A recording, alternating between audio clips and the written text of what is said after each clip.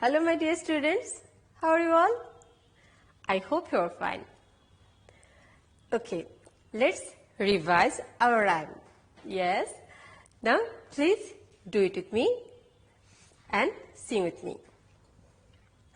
Saturday, Sunday, মনে আছে তো কি করেছিলাম? Yes, with click. 1, 2, 3, start. Saturday, Sunday, Monday, Tuesday, Wednesday, Thursday, Friday. Raise your hand if you know that day.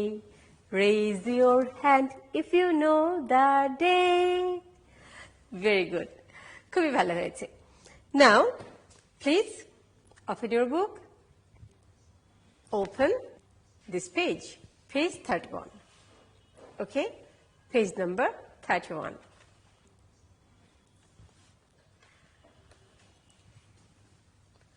আমরা গত ক্লাসে একটি ক্যালেন্ডার শো করেছিলাম, তাই না? ঠিক এমনই একটি ক্যালেন্ডার এখানে আমি দিয়েছি। ওকে, calendar 2020.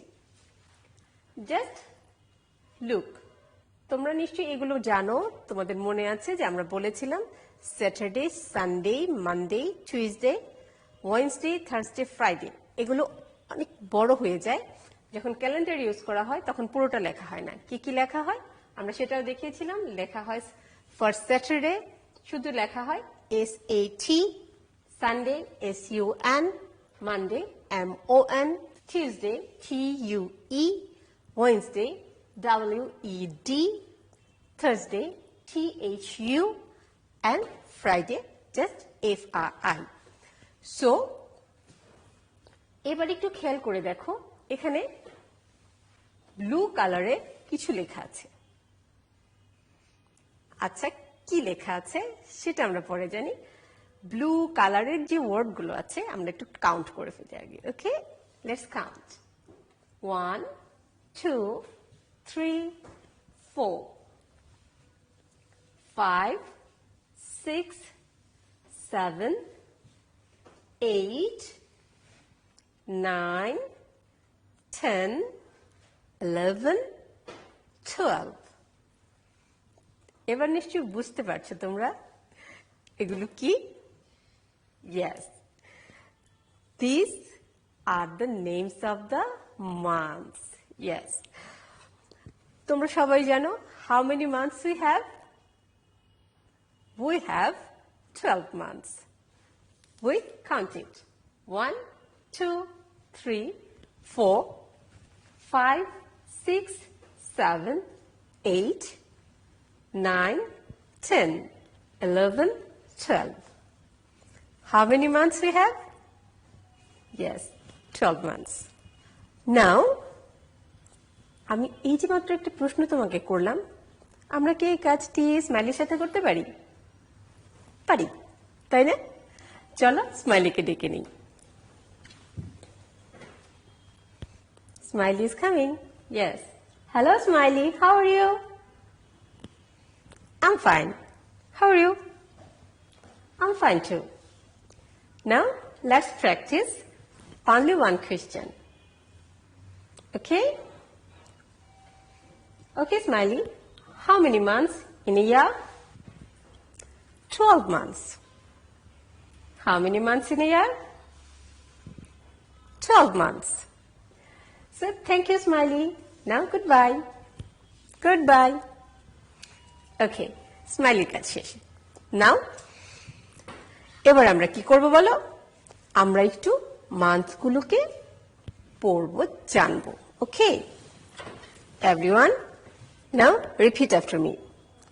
January, February, March, April, May, June, July, August, September, October, November, December.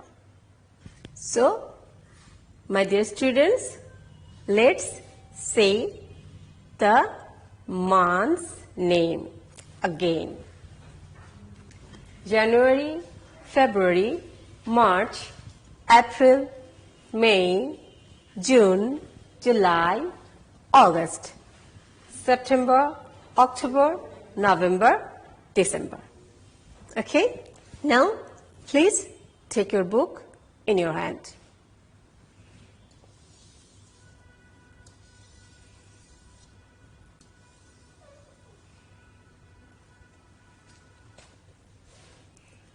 তোমাদের বইটি হাতে নেওয়া হয়ে গেছে।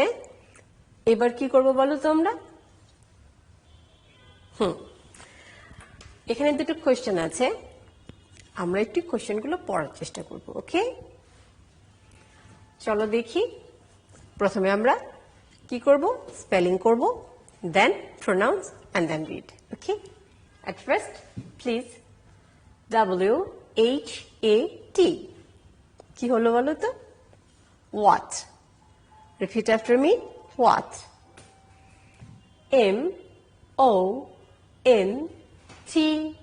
MONTH. Month.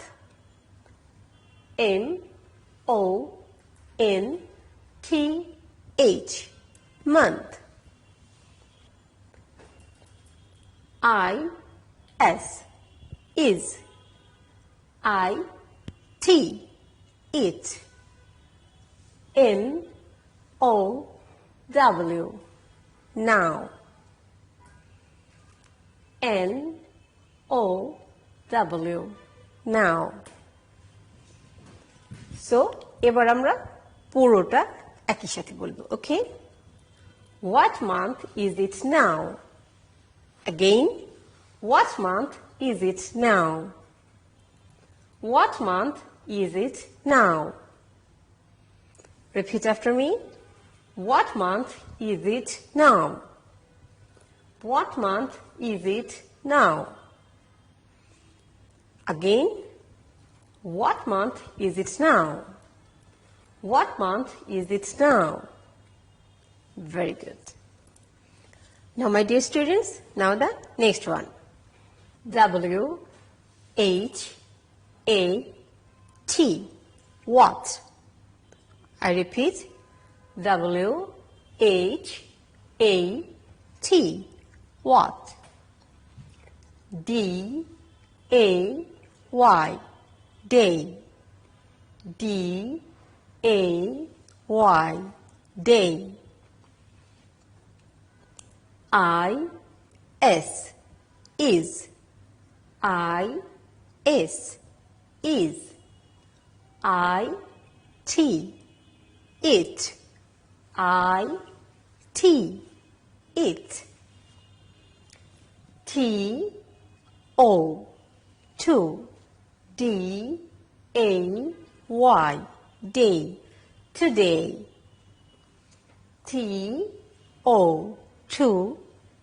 DAY. Day. Today. Now, the whole sentence. What day is it today? What day is it today? Again, what day is it today? Again, what day is it today? Very good. Now, my dear students, question number 1 and question number 2. আমরা কি শুধু কোশ্চেনগুলোই করব? না, আমাদের অ্যান্সারও তো দিতে হবে, তাই না? চলো দেখে নিই কিভাবে আমরা আনসারটি দিব। ওকে, আমি বোর্ডে লিখছি, তোমরা একটু দেখে নাও। আমাদের ফার্স্ট কোয়েশ্চেনটি ছিল হোয়াট মান্থ ইজ ইট নাও? আমি বোর্ডে লিখছি হোয়াট মান্থ ইজ ইট নাও? এই প্রশ্নটিকে আমরা কিভাবে আনসার করব, তাই তো?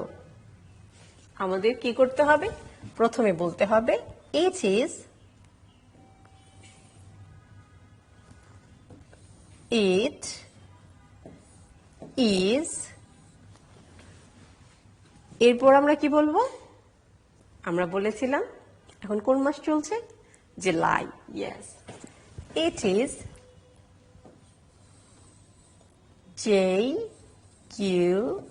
JULY. It is July now.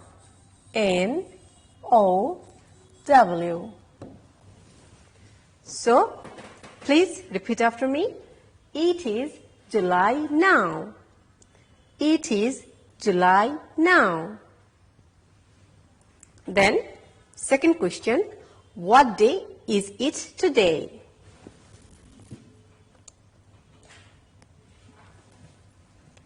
What day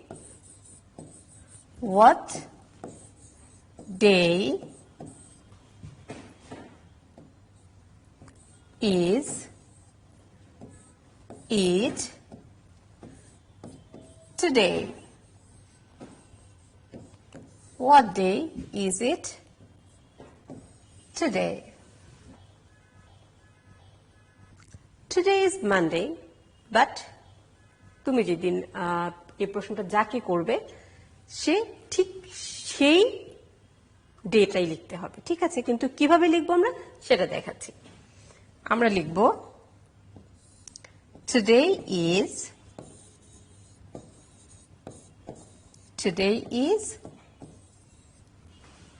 আর যেহেতু মানডে আমি মানডে লিখছি। today is M-O-N-D-A-Y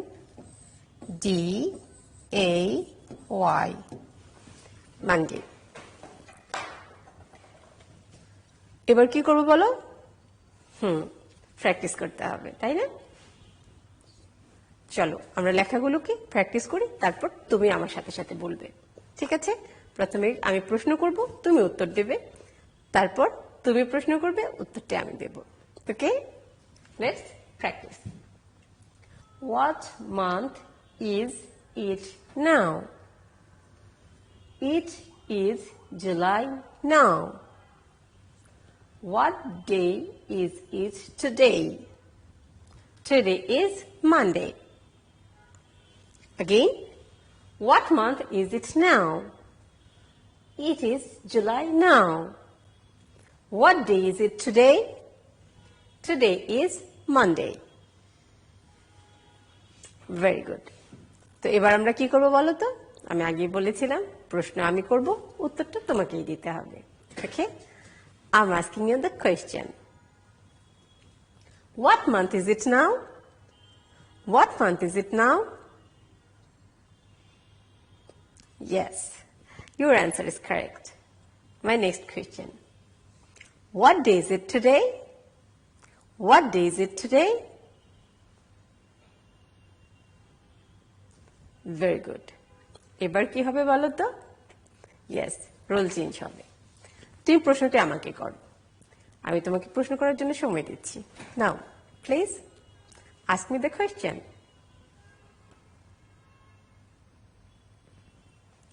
It is July now. Now question number 2.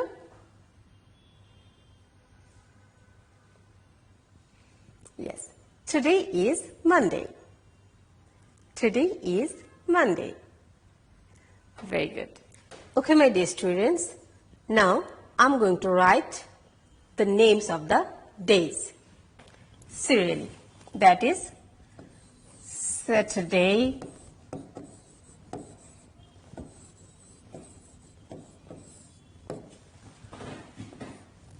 Sunday,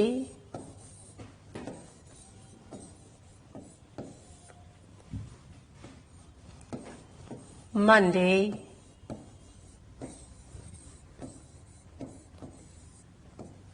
Tuesday,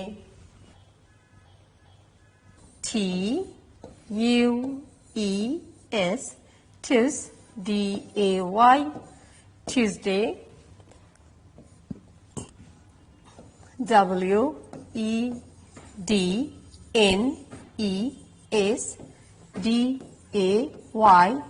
Wednesday, T-H-U-R-S-D-A-Y,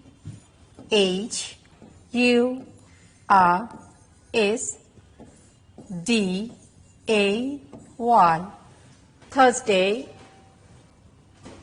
and the last one, Friday. Okay. আমাদের আগের যে ক্লাসগুলো ছিল সেখানে কিন্তু আমরা বিফোর আফটার এই শব্দগুলো জেনেছি, তাই না? হ্যাঁ, আমরা আমাদের নাম্বারসের ক্লাসে বিফোর এবং আফটার শব্দগুলো জেনেছি। সো এই কাজটা আমরা এখন এই ডে এর ক্ষেত্রে ব্যবহার করব। Day after Sunday, after Sunday, the day after Sunday, that is Monday. The day before Sunday, Saturday. Yes. And Tuesday. The day after Tuesday, Wednesday. The day before Tuesday is Monday. Again, there Friday. Okay. So, the day before Friday, that is Thursday. Now, if I say the day after Friday, what will you say? After Friday, কি বলবে তখন তুমি? আমাদের মনে রাখতে হবে আমাদের day গুলো কিভাবে আসে, সাইকেল হয়ে, তাই না? স্যাটারডে থেকে ফ্রাইডে, এরপরে আবার স্যাটারডে শুরু হয়। So the day after Friday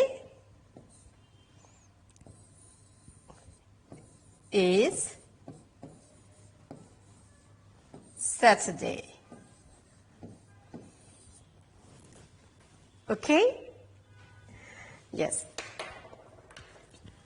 Now, my dear students, if I say today is Wednesday, today is Wednesday, then the day before Wednesday, what? That is Tuesday. That is Tuesday. Yes. And the day after Wednesday? Yes, Thursday. Okay. If I say today is Saturday, then the day after Saturday, that is Sunday. But the day before Saturday, before Saturday, Friday. Yes. After Saturday, Sunday. Before Saturday, Friday. Okay, my dear students, now you easily understand what will we say when we say day before or day after.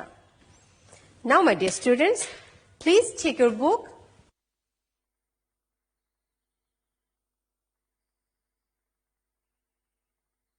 তো আমরা কিন্তু আজ কি কি করেছি মনে আছে তো তোমাদের? আমরা 12 মান্থসের নামগুলো জেনেছি এবং সেই সাথে দুইটা কোয়েশ্চেন প্র্যাকটিস করেছি। কি কি ছিল কোয়েশ্চেনগুলো সেটাও তোমাদের নিশ্চয়ই মনে আছে। What month is it now and what day is it today. এবার আমরা এরপর জেনেছি before and after, day before and day after. ঠিক এই জানাগুলোকে কাজে লাগিয়ে এবার আমি তোমাদের হোমওয়ার্ক দিচ্ছি। ওকে, সো হোমওয়ার্কের জন্য তোমরা কি করবে? যেদিন হোমওয়ার্কটি করতে বসবে সেদিনের তারিখটি উপরে দিবে, তারপর what day is it today, মানে ওই দিন কি বার। সো টুডে ইজ, তারিখ দেয়া আছে উপরে, সেদিন যে ডে, সেই ডেটা আমরা এখানে লিখব। ওকে, তারপর দেখো the day after Monday is, তোমরা জানো আমি বিফোর এবং আফটার কিন্তু তোমাদেরকে বলেছি, day before and day after, এটা আমি তোমাদের বলে দিচ্ছি না। ঠিক আছে, তোমরা এখানে লিখবে খুব সুন্দর করে, দুটো সেন্টেন্স কিন্তু নয়, পুরো পৃষ্ঠা ভরে এই দুটো সেন্টেন্স রিপিট করে করে পুরো পৃষ্ঠা ভরবে। ঠিক আছে, সবাই ভালো থাকো, stay safe, stay home, keep learning, good bye.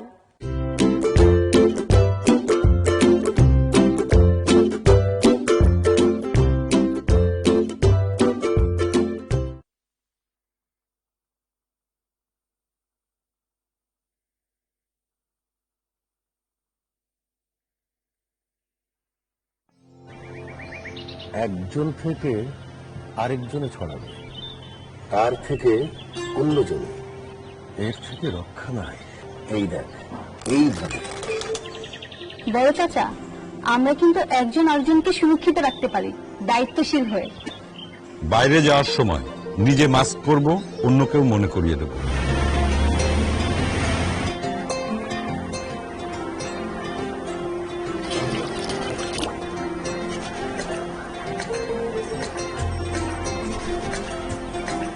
কিছুক্ষণ পর পর 20 সেকেন্ড ধরে সাবান ও পানি দিয়ে 2 হাত ধুয়ে নিজেকে ও পরিবারকে সুরক্ষিত রাখুন।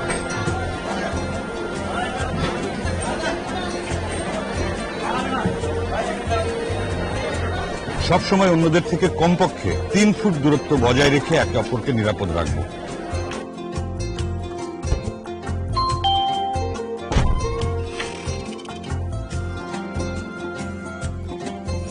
চিন্তা করবেন না আপা, ভাই সুস্থ হয়ে যাবে।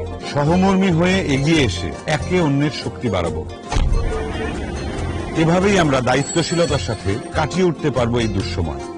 আপনিও দায়িত্বশীল হয়ে নিজের ও অপরের সুরক্ষা নিশ্চিত করুন। একে অপরের সুরক্ষায় আমরা দায়িত্বশীল সবসময়।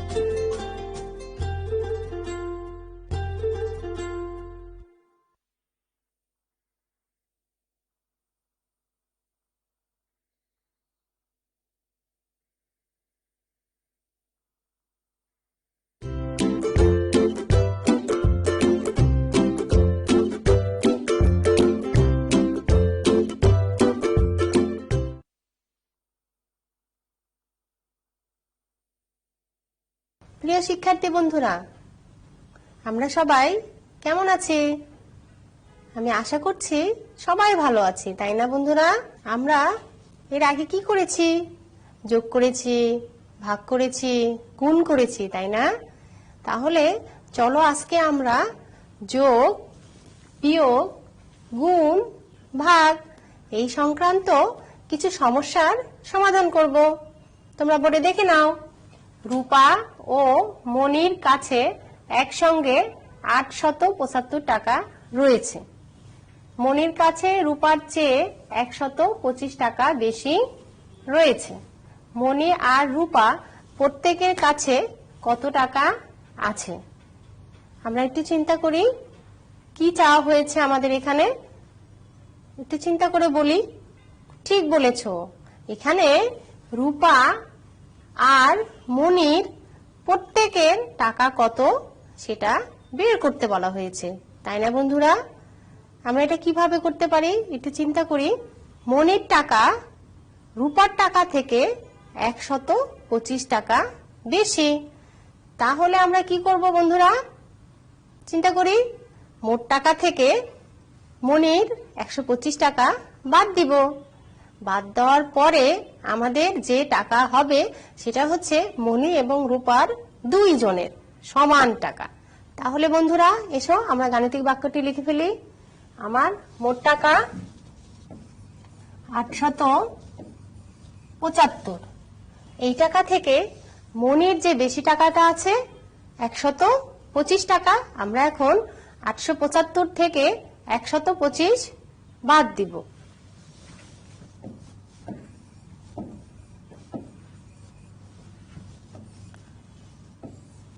শিক্ষার্থী বন্ধুরা, আমাদের যে মোট টাকা রয়েছে 875, এই টাকা থেকে আমরা মনির বেশি টাকাটা বাদ দিব, অর্থাৎ 875 থেকে 125 বাদ দিব। বাদ দেওয়ার পরে আমরা যে টাকাটা পেলাম এটা হচ্ছে মনি এবং রূপার সমান টাকা। ঠিক আছে বন্ধুরা? এই সমান টাকা কয়জনের? দুইজনের। এখন আমরা যদি এই টাকাটাকে দুইজনের মধ্যে ভাগ করে দেই তাহলে যে ভাগফলটা পাবো সেটা হচ্ছে রূপার টাকা। রূপার টাকা দেখো বন্ধুরা, ভাগ দুইজনের মধ্যে দিলে আমরা যে টাকাটা পাবো, যে আমি একটি ঘর দিয়ে নিলাম কারণ আমরা তো জানি না আমরা কত টাকা পাবো, সেই টাকাটা হচ্ছে কার? রূপার। এই টাকাটা কার টাকা হবে? এই টাকাটা হবে রূপার টাকা। এবার বন্ধুরা তাহলে মনির টাকা কি হবে? মনির টাকাটা হচ্ছে রূপা থেকে আরো 125 টাকা বেশি। তাহলে মনির টাকাটা কি হবে? আমরা আরেকটি গাণিতিক বাক্য লিখে ফেলি। মনির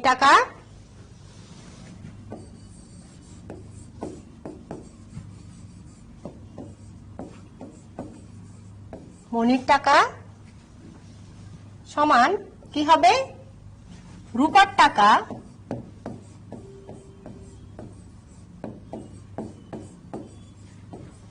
যোগ 100 টাকা। তাই না বন্ধুরা? তাহলে চলো আমরা সমাধানে ফিরে যাই। 875 বিয়োগ 125 ভাগ 2। তাহলে কত টাকা হয় বন্ধুরা? আমরা একটু বিয়োগ করে ফেলি। বলো তো, ঠিক বলেছো। কত টাকা হবে? 5 একক থেকে 5 একক বাদ দিব, তাহলে কত হয়? 0। 5 একক থেকে 5 একক বাদ দিলাম, তাহলে আমাদের বিয়োগফল কত? 0।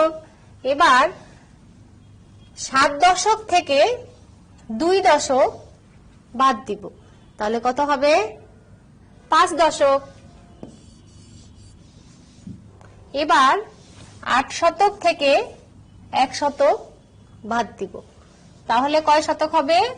7 শতক ভাগ 2। এটা আমরা ভাগটা করে ফেলি। 2 দিয়ে 750 টাকাকে আমরা ভাগ করব, তাহলে কতবার যায়? 2 7-এর ভিতরে কতবার যায় বন্ধুরা? ঠিক বলেছ, 3 বার। 2 3 গুণে 6। আমরা বিয়োগ করে ফেলি। কত হবে? 7 থেকে 6 চলে গেলে 1। এবার বন্ধুরা আমরা 2 দিয়ে 1 কে ভাগ করতে পারি না, সেজন্য কি করব? আমরা আরেকটি সংখ্যাকে নিয়ে আসলাম। আমরা 5টাকে এখানে নিয়ে আসলাম, তাহলে এখন কত হলো? 15। তাহলে বন্ধুরা চলো আমরা 2 দিয়ে 15কে ভাগ করে ফেলি। চিন্তা করো তো, ঠিক বলেছ। 2 দিয়ে 15কে ভাগ করলে কতবার যায়? 7 বার। ঠিকই বলেছ, হ্যাঁ 7 বার। 7 বারে গেলে কত হয়? 2 7 বারে, বলো। ঠিক বলেছ, 2 7 বারে 14। কত বাজবে? 5টা থেকে 4টা গেলে 1। ঠিক আছে বন্ধুরা, এখন আবার দেখো আমরা 2 দিয়ে 1 কে ভাগ করতে পারি না, তাহলে আমরা এই শূন্যটাকে নিয়ে আসলাম। এখন কত হলো? 10। এবার 2 দিয়ে আমরা 10কে ভাগ করব। 2 10-এর ভিতরে কতবার যায় বলো তো? ঠিক বলেছ, কতবার? 5 বার।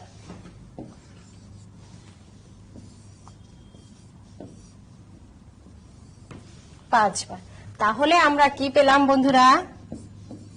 375। এটা কি আমাদের? এটা হচ্ছে টাকা। আর এই টাকাটা কার বলো তো বন্ধুরা? উপরে খেয়াল করো, দেখো আমরা মোট টাকা থেকে মনির 125 টাকা বেশি ছিল, সেটা বাদ দিলাম। দেওয়ার পরে আমাদের যে টাকাটা হলো, এই টাকাটা হচ্ছে 2 জনের সমান টাকা। তাহলে আমরা কি পেলাম? 375 টাকা। এটা কার? রূপার। তাহলে রূপার আছে কত টাকা? 375 টাকা।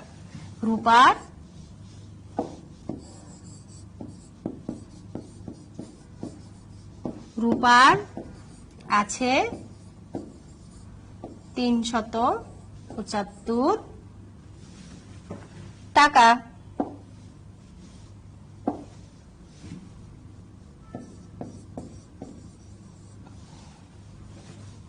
তাহলে বন্ধুরা দেখো আমরা রূপার টাকাটা পেয়ে গেছি, তাহলে আমরা এখানে বসিয়ে দেই রূপার টাকাটা। রূপার টাকাটা কত? 375। এখন আমরা আমাদের গাণিতিক বাক্যে সংখ্যাটি বসিয়ে দিব, 375 টাকা। এবার চলো আমরা মনির টাকাটা বের করে ফেলি। মনির টাকাটা কি হবে? মনির টাকাটা হচ্ছে রূপার টাকা যোগ আরো 125 টাকা। তাহলে চলো আমরা এখন মনির টাকাটা বের করে ফেলি। এখানে আমরা বসিয়ে দিব, আমরা তো আগেই লিখে ফেলেছি বন্ধুরা, ঠিক আছে? আমরা এখন এখানে বসিয়ে দিই। রূপার টাকা কত পেলাম? 375, তাই না? 375 টাকা যোগ 125 টাকা, কারণ আমরা প্রথমেই জেনেছি মনির 125 টাকা বেশি ছিল। তাহলে কত হবে? আমরা যোগ করে ফেলি। 5 5 কত হবে? 10। 1 10 থেকে আমরা কি বসাবো বলতো? এককের ঘরে 0।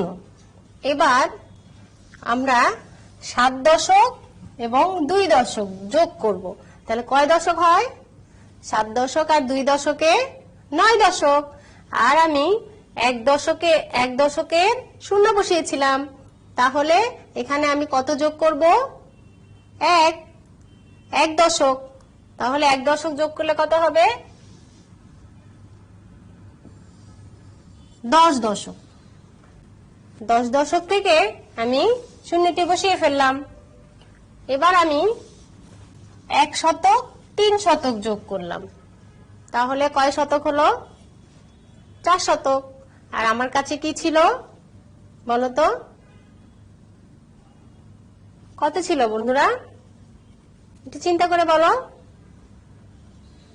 3 আর 1-এ 4 শতক, আর আমার কাছে ছিল আরো 1 শতক, অর্থাৎ 10 দশকে 1 শতক। তাহলে 4 শতক আর 1 শতকে 5 শতক। দেখো এই টাকাটা হচ্ছে মনির। তাহলে বন্ধুরা আমরা এখন উত্তরটা লিখে ফেলি। উত্তর রূপার আছে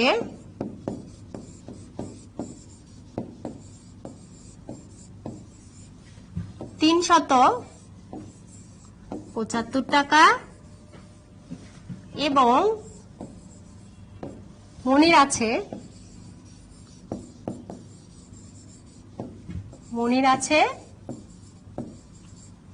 500 টাকা। আশা করি তোমরা বুঝতে পেরেছো শিক্ষার্থী বন্ধুরা। তাহলে চলো আমরা আরেকটি সমস্যার সমাধান করি। 4টি মুরগি এবং 3টি হাঁসের দাম একত্রে 639 টাকা। একটি হাঁসের দাম 85 টাকা হলে একটি মুরগির দাম কত? আরেকবার পড়ি। 4টি মুরগি এবং 3টি হাঁসের দাম একত্রে 639 টাকা। একটি হাঁসের দাম 85 টাকা হলে একটি মুরগির দাম কত? এবার আমরা একটু চিন্তা করি বন্ধুরা। আমরা চিন্তা করেছি? ঠিক বলেছ। তাহলে এখানে কি বলেছে? একটি মুরগির দাম বের করতে বলেছে, তাই না বন্ধুরা?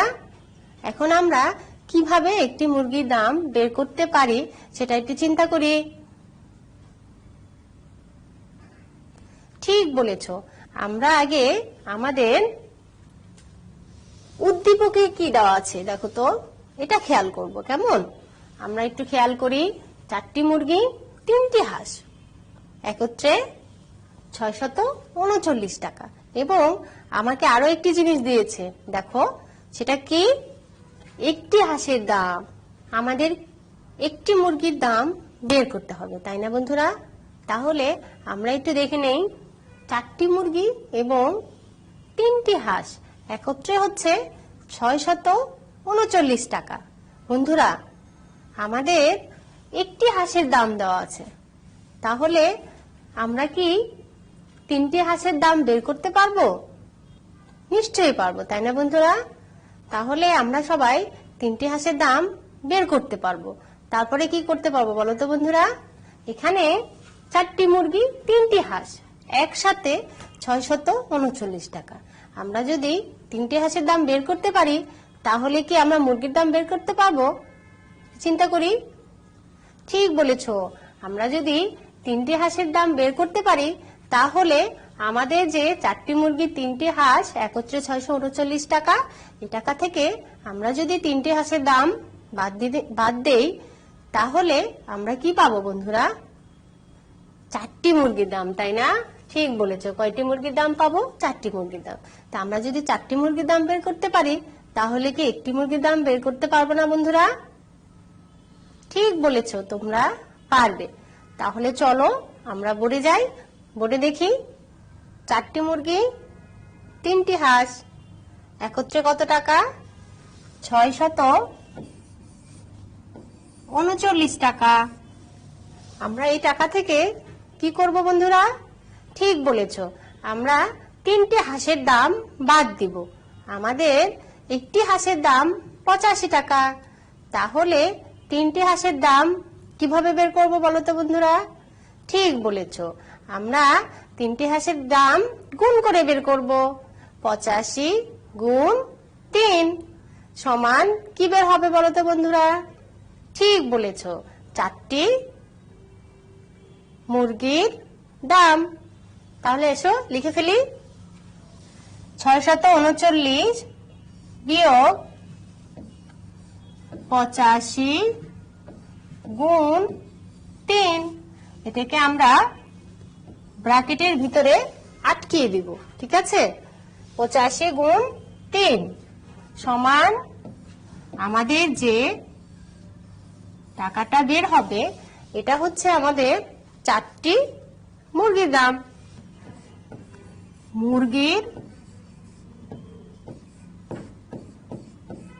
মুরগির দাম। তাহলে বন্ধুরা চলো আমরা সমস্যাটা এখন সমাধান করে ফেলি। আমরা কি পেয়েছি? 639 বিয়োগ এখানে কত আছে বন্ধুরা? 85 গুণ 3। আমরা একটু ডানে লিখি। কত? 85 গুণ 3। বন্ধুরা আমরা গুণটা করে ফেলি। 5 3 গুণে কত হবে? ঠিক বলেছো, 5 3 গুণে 5 আর 3 গুণে 15। তাহলে আমরা এখানে কত বসাবো? ঠিক বলেছো, আমরা এখানে 5 বসাবো। এবার আমরা দশকের স্থানটি গুণ করব। 8 3 গুণে কত হয়? 8 3 গুণে 24। এবার দেখো বন্ধুরা, আমাদের এককের ঘরে 5 এবং 3 গুণে কত হয়েছিল? 15। আমরা সেখানে এককের ঘরে 5 লিখেছি। এখন ওখানে কি রয়ে গিয়েছে বলো তো? ঠিকই বলেছো, 1 দশক। তাহলে আমরা দশকের স্থানটি গুণ করে কত পেয়েছি? 24। এখন আমরা এই 24 দশকের সাথে ওই 1 দশক কি করব? যোগ করব। কত হলো? 24 দশক আর 1 দশকে 25। তাহলে এখন আমরা দশকের ঘরটিতে আমরা 25 দশক লিখে ফেলবো।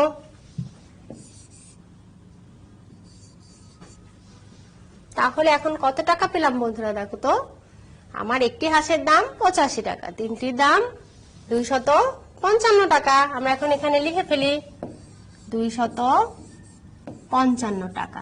এখন আমরা কি করব? চলো বন্ধুরা এটা এখন বাদ দেই। 9 একক থেকে 5 একক চলে গেলে কত থাকবে বলো? ঠিক বলেছো, 4 একক।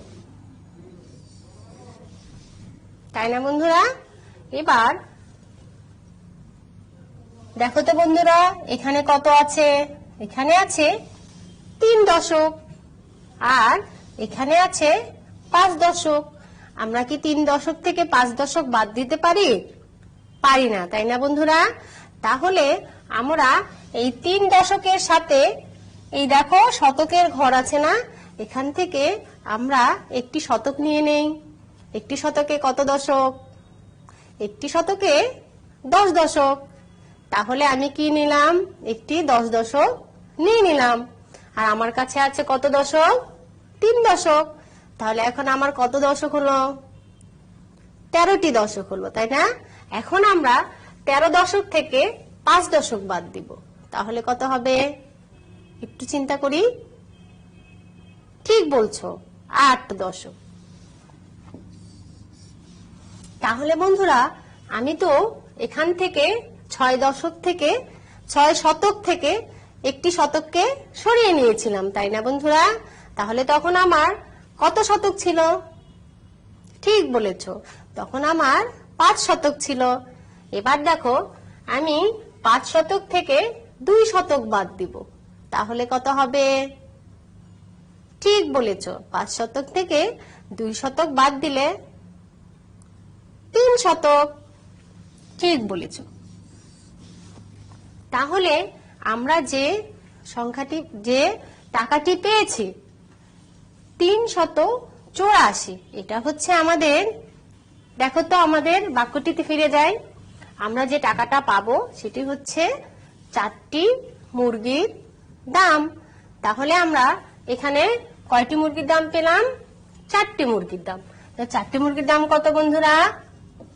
384 টাকা।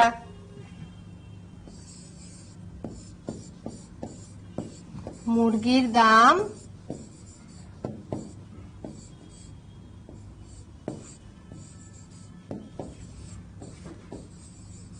কত টাকা? 384 টাকা। তাহলে বন্ধুরা আমরা তো 4টি মুরগির দাম পেয়ে গেছি। এখন কি আমরা একটা মুরগির দাম বের করতে পারবো না? নিশ্চয়ই পারবো, তাই না বন্ধুরা? কিভাবে বের করব বলো তো? ঠিক বলেছো, ভাগ করে। আমরা ভাগ করে একটি মুরগির দাম বের করব। তাহলে আমরা একটি মুরগির দাম বের করি। কতকে কত দিয়ে ভাগ করতে হবে? ঠিক বলেছো, আমরা 384কে 4 দিয়ে ভাগ করব।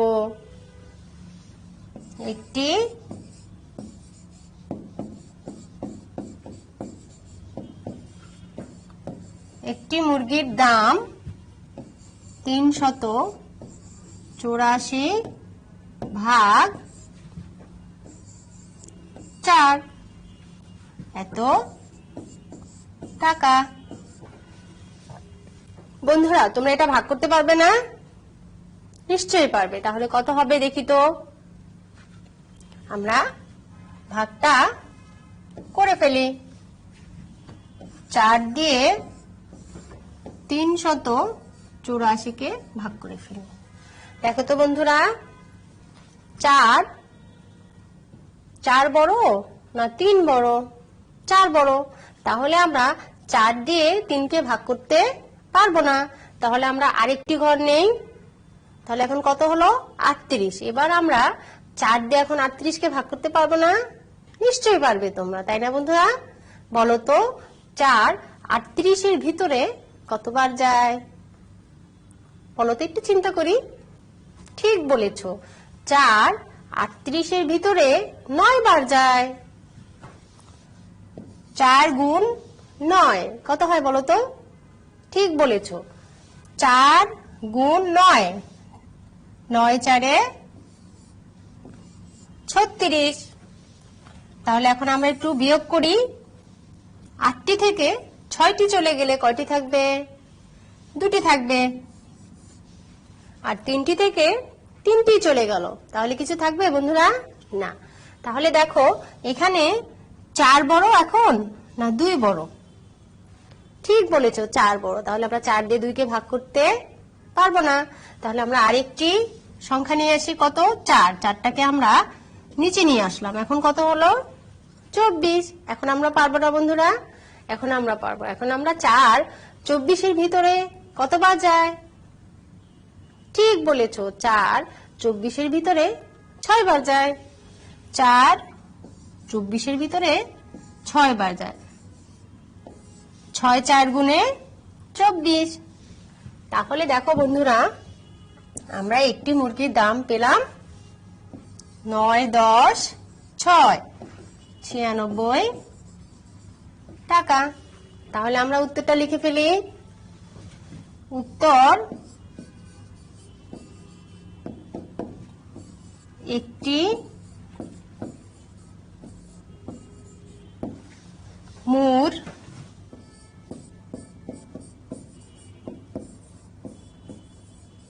মুরগির দাম 96 টাকা। আশা করি বন্ধুরা তোমরা সমস্যাটি বুঝতে পেরেছো, তাই না?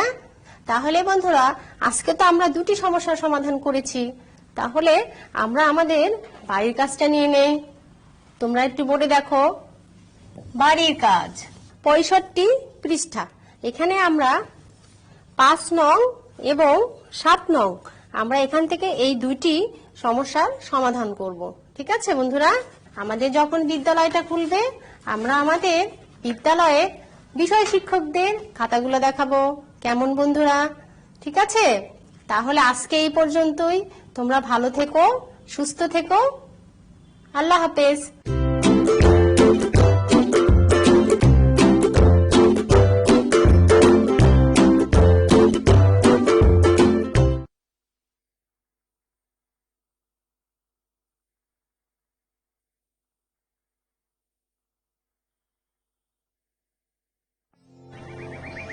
একজন থেকে আরেকজনে ছড়াবে, তার থেকে অন্যজনে, এর থেকে রক্ষা নাই।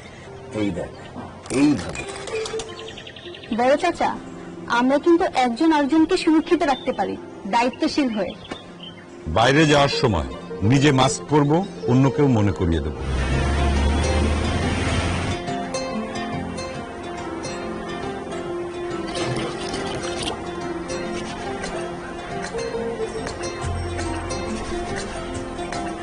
কিছুক্ষণ পর পর 20 সেকেন্ড ধরে সাবান ও পানি দিয়ে 2 হাত ধুয়ে নিজেকে ও পরিবারকে সুরক্ষিত রাখবে।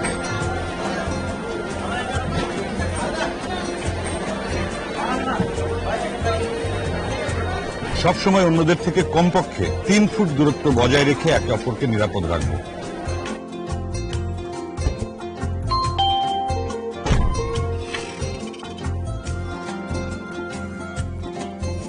চিন্তা করবেন না আপা, ভাই সুস্থ হয়ে যাবে। সহমর্মী হয়ে এগিয়ে এসে একে অন্যের শক্তি বাড়াবো। এভাবেই আমরা দায়িত্বশীলতার সাথে কাটিয়ে উঠতে পারবো এই দুঃসময়। আপনিও দায়িত্বশীল হয়ে নিজের ও অপরের সুরক্ষা নিশ্চিত করুন। একে অপরের সুরক্ষায় আমরা দায়িত্বশীল সবসময়।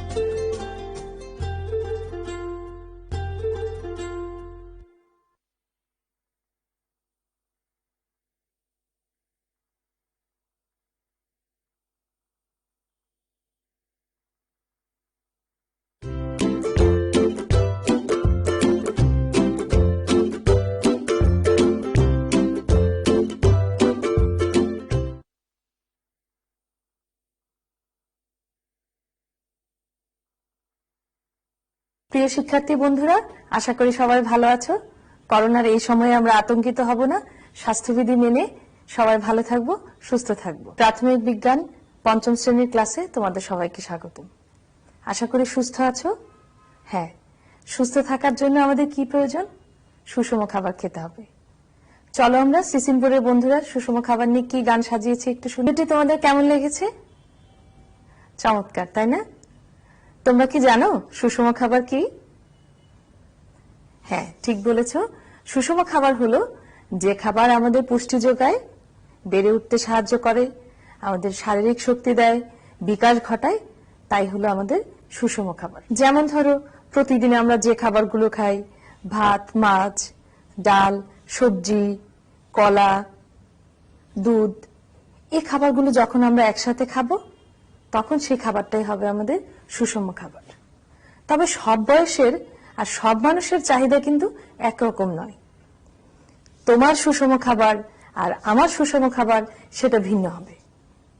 আমরা যারা কায়িক শ্রম একটু বেশি করি আর আমরা যারা মানসিক শ্রম একটু বেশি করি তাদের খাবারের ধরন কিন্তু ভিন্ন রকম হবে। তাহলে আমাদের বয়স, শরীরের চাহিদা, পরিশ্রম অনুযায়ী সুষম খাবার গ্রহণ ভিন্নতর হবে। তোমরা কি জানো সুষম খাবার গ্রহণ আমাদের কেন প্রয়োজন? হ্যাঁ, ঠিক বলেছো। আমাদের শরীর সুস্থ রাখার জন্য, আমাদের বৃদ্ধির জন্য, আমাদের বিকাশের জন্য, রোগ প্রতিরোধ ক্ষমতা বাড়ানোর জন্য আমাদের সুষম খাবার প্রয়োজন। আমাদের সুস্থ থাকার জন্য প্রয়োজনীয় পুষ্টি উপাদান আমাদের গ্রহণ করতে হবে। আমরা যদি শরীরের প্রয়োজনীয় পুষ্টি উপাদান গ্রহণ না করতে পারি তবে আমরা অসুস্থ হয়ে পড়ব, শারীরিকভাবে দুর্বল হয়ে পড়ব, আমরা খুব সহজেই রোগাক্রান্ত হয়ে পড়ব, পড়াশোনা করতে পারবো না, আমাদের প্রতিদিনের জীবনগুলো এলোমেলো হয়ে যাবে। তাহলে আমাদের সুস্থ থাকার জন্য, শারীরিক বিকাশের জন্য, আমাদের বুদ্ধি প্রকাশের জন্য আমাদের প্রয়োজনীয় পুষ্টি উপাদান প্রতিদিন প্রয়োজন। তোমরা কি জানো বিকাশ কি, বৃদ্ধি কি? হ্যাঁ, বিকাশ হলো তুমি প্রতিদিন তোমার প্রয়োজনীয় সমস্যার সমাধান করছো, তুমি খেলছো, হাসছো, তুমি গান গাইছো, এগুলো হলো তোমার বিকাশ।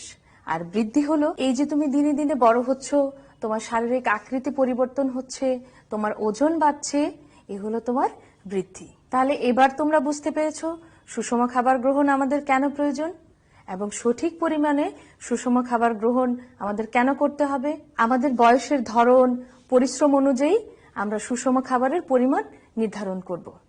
যারা কায়িক শ্রম বেশি করে থাকি, যেমন যারা চাষাবাদ করে, রিক্সা চালায়, ধান কাটে, গাড়ি চালায়, এই সমস্ত শারীরিক পরিশ্রমের সঙ্গে আমরা যারা জড়িত, আরো ধরে নিতে পারো যেমন খেলোয়াড়, ক্রিকেট খেলোয়াড়, ফুটবল খেলোয়াড়, সাঁতারু, অর্থাৎ যাদের শারীরিক পরিশ্রম বেশি হচ্ছে তারা পুষ্টিকর খাবার, সুষম খাবার পরিমাণে বেশি গ্রহণ করবে।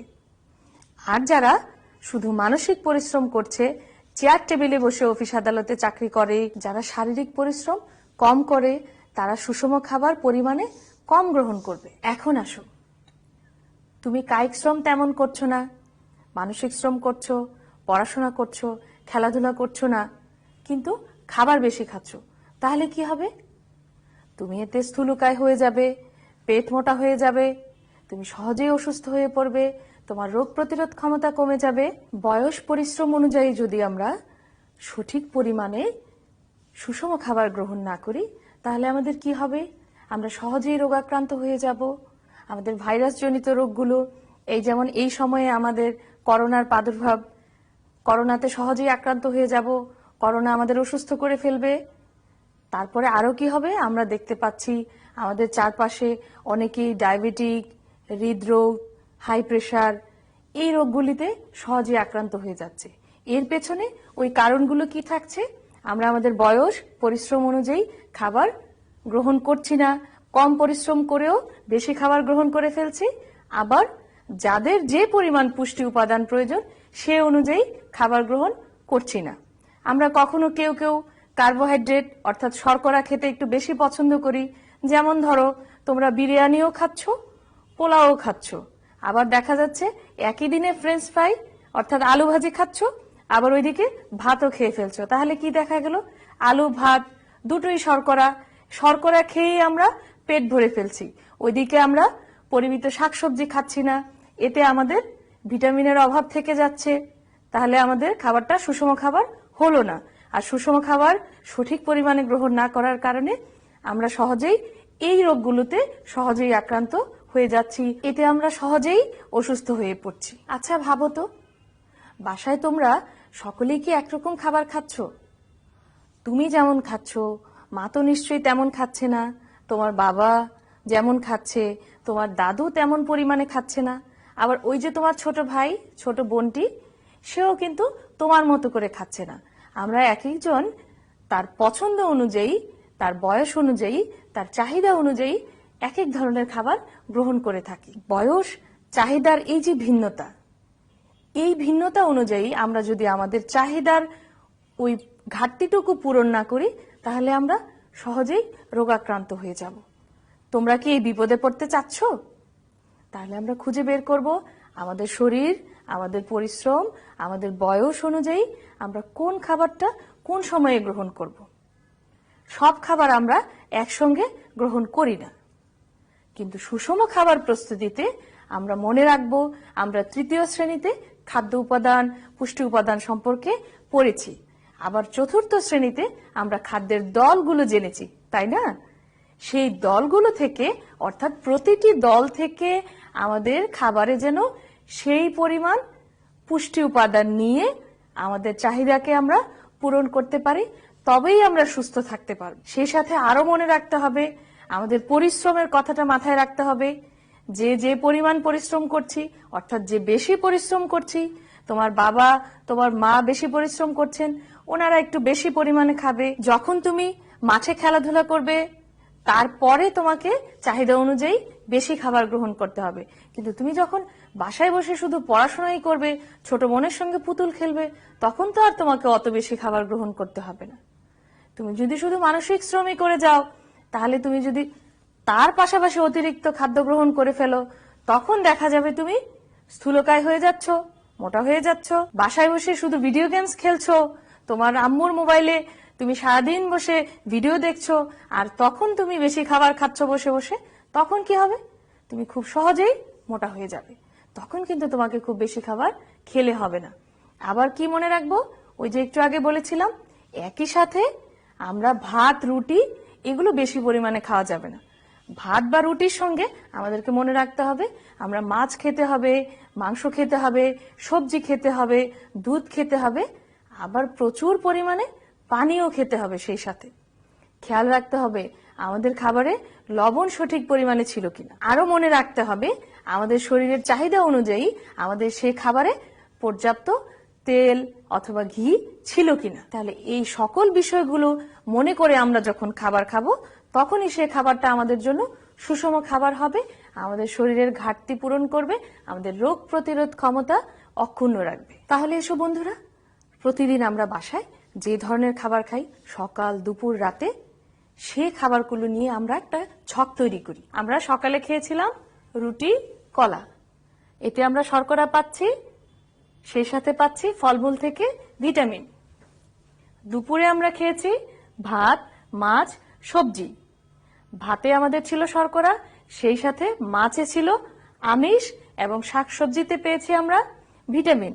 এবং এই সবজিটি তোমার আম্মু রান্না করেছে লবণ দিয়ে, তেল দিয়ে, অর্থাৎ এখান থেকে আমরা চর্বির ঘাটতি এবং খনিজ লবণের যে ঘাটতি সেটাও পূরণ করতে পারছি। রাতে খেয়েছি ভাত, মাংস, দুধ। একইভাবে দুপুরের মতো ভাত হলো শর্করা, শর্করার চাহিদা পূরণ করছে, সেই সাথে মাংস থেকে তুমি পাচ্ছ আমিষ, আর দুধ, দুধ হলো একটি আদর্শ পুষ্টিকর খাবার। দুধ থেকে তুমি পাচ্ছ সকল ধরনের ভিটামিন। তাহলে আমরা বলতে পারি আমাদের এই খাবারটি একটি সুষম খাবার। এই সুষম খাবার তুমি যদি শুধু গ্রহণ করেই থাকো, সেই সাথে খেলাধুলা না করো, বাসায় মাকে কাজে সাহায্য না করো, তাহলে কি হবে? তুমি স্থূলকায় হয়ে যাবে। আবার এই খাবার থেকে তুমি যদি কম খেয়ে থাকো, তাহলে দেখা যাবে তুমি খাদ্যের পুষ্টি উপাদান থেকে বঞ্চিত হবে, তোমার খাদ্য ঘাটতি থেকে বিভিন্ন অসুখে ভুগতে থাকবে। তাহলে বন্ধুরা, আমাদেরকে খাদ্য গ্রহণের সময় এই সুষম খাবার, পরিমাণ এবং খাদ্য দলের কথা মনে রাখতে হবে। তাহলে বন্ধু, তোমাদের বইয়ের 42 পৃষ্ঠাটি খোলো, সেখানে আমাদের 6 থেকে 12 বছর বয়সী শিশুরা কোন খাবারটি কি পরিমাণে কতবার খাবে সেটা উল্লেখ আছে। বন্ধুরা, আমাদের এই ছকে 6 থেকে 12 বছর বয়সী শিশু, অর্থাৎ তোমরা এখন যারা প্রাইমারি স্কুলে পড়ছো, তোমাদের জন্য একটি খাদ্যের তালিকা দেখাচ্ছি। খাদ্য দল হচ্ছে শর্করা, খাদ্যশস্য আলু। এখানে খাদ্যের নমুনাতে আছে রুটি, পরোটা, পাউরুটি। পরিমাণ হলো 1 থেকে 2টি। ভাত, আলু অথবা নুডলস, পরিমাণ হলো 1 কাপ। কতবার খাবো? প্রতিদিন 3 থেকে 4 বার। শাকসবজিতে আছে ভিটামিন, খনিজ লবণ। রান্না করা অথবা কাঁচা সবজি, পরিমাণ হবে আধা কাপ, প্রতিদিন 3 থেকে 4 বার। রয়েছে ফলমূল, ফলমূলে পাচ্ছি ভিটামিন, খনিজ লবণ। এখানে খাদ্যের নমুনা হচ্ছে যে কোনো ধরনের ফল, যেমন আম, আপেল, কমলা। পরিমাণ হবে 1টি, খেতে পারো প্রতিদিন 2 থেকে 3 বার। ফলের রস খেতে পারো, এই যে আমরা যে ফলগুলো পেলাম আম, আপেল, কমলা, এগুলোর যদি তুমি রস খেতে চাও তাহলে খাবে ছোট গ্লাসে 1 গ্লাস। আর যদি তুমি শুকনো ফল খেতে চাও তাহলে খাবে 4টি। আরো রয়েছে মাছ, মাংস ও ডাল, এগুলো থেকে পাবে আমিষ। এখানে তুমি খেতে পাচ্ছ গরুর মাংস, মুরগির মাংস, মাছ, ডিম, ডাল।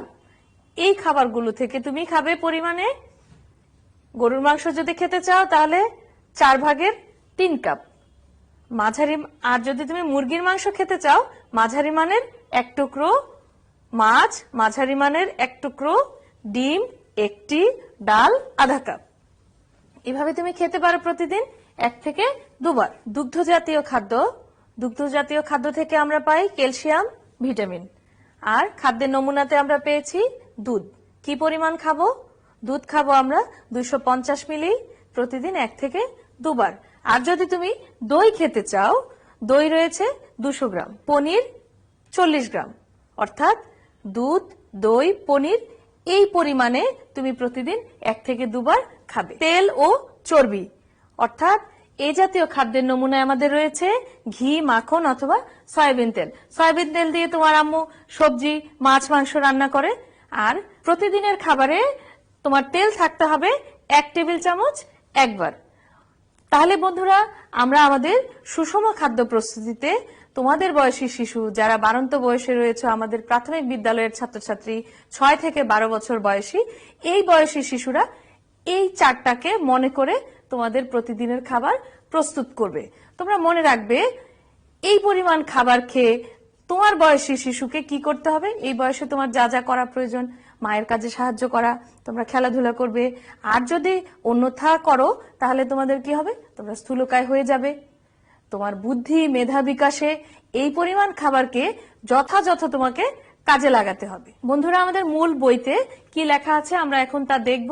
তোমরা আমার সাথে সাথে পড়বে, আমি তোমাদের পড়ে শোনাচ্ছি। আমরা 4র্থ শ্রেণীতে জেনেছি সুষম খাদ্য আমাদের সুস্থ থাকার জন্য প্রয়োজনীয় পুষ্টি সরবরাহ করে।